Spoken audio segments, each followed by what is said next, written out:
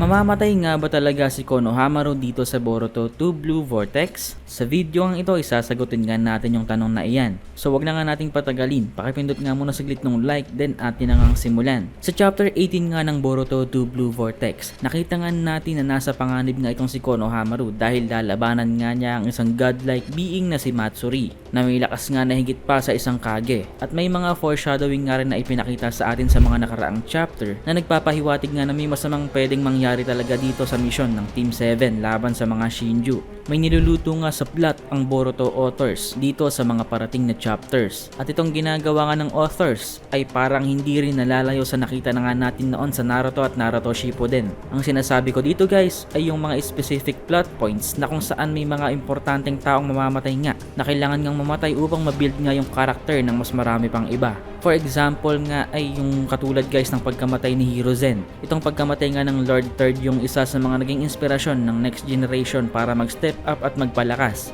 At itong pagkamatay din ni Asuma, na ang pagkamatay nga ay naging dahilan para maging dependable at responsable nga ang Team 10 na sina Choji, Shikamaru at Ino. Yung pagkamatay nga ng kanilang sensei yung naging isa sa mga factor kung bakit sila naging magigiting na ninja. Ganito rin yung nangyari noon guys kay Naruto. Nung namatay nga si Jiraiya ay sobrang laki nga ng naging impact nito kay Naruto, na naging resulta nga sa pagkatuto niya ng Sage Mode at pagkakaroon nga ng maturity para i-handle nga yung filosofiya ni Nagato o Pain, na mas pinalalim pa nga ng pagkamatay ni Neji sa 4th Great Ninja War, na dahilan nga rin kung bakit nawasak rin niya yung ideals o ideolohiya ni Obito. So meaning malaking factor talaga yung death sa storya ng Naruto at Boruto para sa improvement nga ng mga karakter. At dito nga sa Boruto si Konohamaru nga yung may pinakamalaking potensyal bilang maging isa sa mga ito. Pero bakit? So wait lang guys, bago natin ituloy may malupit muna akong i-share sa inyo. Lately guys ay sinusubukan ko tong online trading at na-discover ko nga tong isang napakalupit na online trading platform. Sobrang dali lang mag-trade dito guys. Ito nga ang Pocket Broker. So sabihin natin gusto kong bumili ng phone, gusto kong mag-travel at iba't iba pang mga bagay na gustong gawin sa buhay. Well, isa nga itong online trading sa mga paraan para kumita ng pera at magawa mo yung mga gusto mong gawin sa buhay. So let me show you 3 simple steps kung paano ka kikita ng $100 or more than 5,000 pesos in just a couple of hours. Step 1, download the app and register. At syempre huwag niyo kalimutang gamitin yung ating promo code OTAKU2025. Step 2 is to open the first transaction. After mong mamili ng currency, stocks or something na gusto mong i-trade, pe-predict mo lang kung tataas yung value or bababa. Then after mo makapili kung higher or lower, antayin mo lang saglit or maya-maya, boom! Kumita na ako ng $100.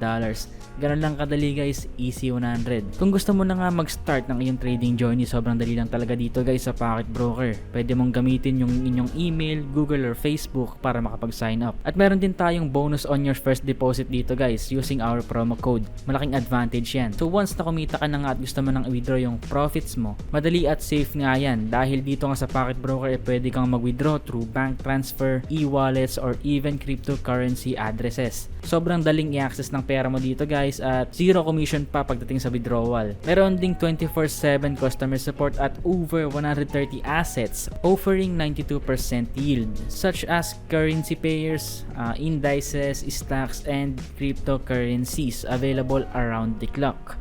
Kaya kung gusto mong kumita, simulan mo na dito sa Pocket Broker. Ano pang hinihintay mo? Check out Pocket Broker, register using my link in the description at syempre huwag niyong kalimutan yung ating promo code para sa bonus. Bakit nga ba si Konohamaru yung magiging potential na maging stepping stone na tatanggalin sa storya para sa character development ng iilang karakter?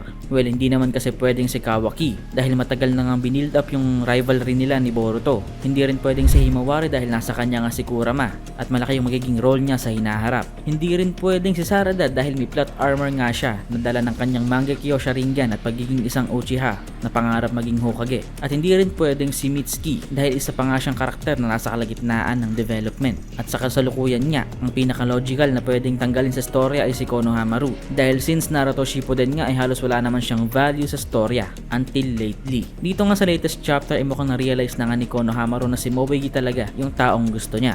Hindi lang niya na-realize ito sa loob ng mahabang panahon dahil parehas nga silang hesitant ni Moegi. Medyo naramdaman lang talaga niya yung feelings na to dahil naalala nga niya si Moegi dito kay Matsuri. So ngayong narealize nga ni Konohamaru na kailangan nga niyang iligtas ang tunay na Moegi na mahal niya, ay gagawin nga niyang lahat para mapaslang si Matsuri kahit mamatay pa siya. Pero kung lalabanan nga niya si Matsuri ng mag-isa, ay alam naman natin na walang kalaban-laban dito si Konohamaru, sigurado. Kahit sabihin pa natin may tinatago siyang hidden power or sage mode whatever, hindi nga niya kakayanin si Matsuri guys. At if ever nga na dito ay mamatay si Konohamaru, tulad ng pagkamatay ng kanyang tito at lolo, ay magkakaroon din ng malaking positive impact ito para sa Team 7. Makakatulong nga ito para maranasan nga ni Mitsuki yung pain of loss, isang emosyon na kailangan nga para tuluyan niyang maramdaman ang kabuuan ng emosyon ng mga tao. Makakatulong din ito kay Sarada para sa kanyang character development upang maging isang independent na leader na hindi na kailangan pang mag-rely kay Konohamaru. Pwedeng itong pagkamatay nga rin na ito yung dahilan kung bakit ayaw sabihin ni Kashin Koji yung tunay na odds kay Boruto kung magiging successful nga ba o failure itong mission ng Team 7 dito. Isa nga lang itong theory na nabasa ko rin guys online, pero magandang theory nga ito na may reference din talaga. In my opinion hindi ko nga to gustong mangyari dahil ayoko pang mamatay si Konohamaru.